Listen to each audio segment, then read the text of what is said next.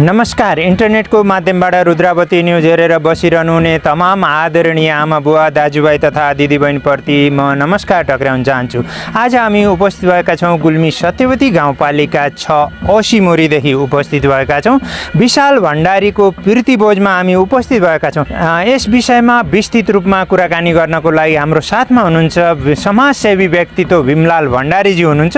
हामी उहाँसित विस्तृत रूपमा कुराकानी गर्न गइरहेका छौँ। स्वागत छ हजुरलाई रुद्रावती न्युजमा। धन्यवाद छ।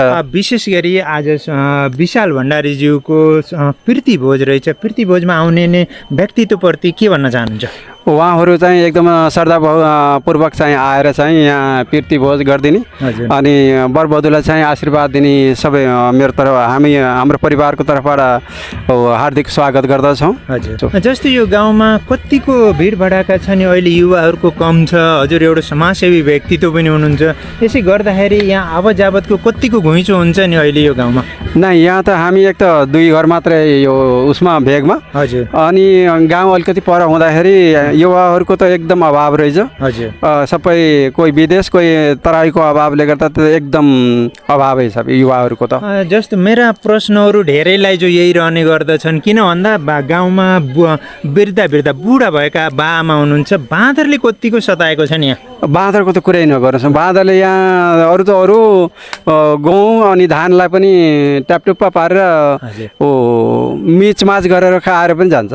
जस्तो मेरो भिडियो धेरै जनप्रतिनिधिहरूले हेर्नुहुन्छ, उहाँहरूलाई के भन्न चाहनुहुन्छ? जस्तो बाँदरहरू भयो, यिनी आक्रमण गरिरहन्छन्, उहाँहरूले कसरी यति हामीलाई सहुलियत गराइदिनन्, के भन्न चाहनुहुन्छ तपाईँले क्यामेरामा हेरेर भने? उहाँहरूले यहाँ जति पनि बाँदरहरू छ यता जो पनि छ त्यो चिजमा अब त्यो बाँदरले नखाने खेतीलाई चाहिँ र अलिकति हामीलाई त्यसबाट उपलब्धि धेरै होस् भन्ने कुरालाई चाहिँ हामीले धेरै कुरालाई त्यो कुरालाई ध्यान दिनुपर्छ।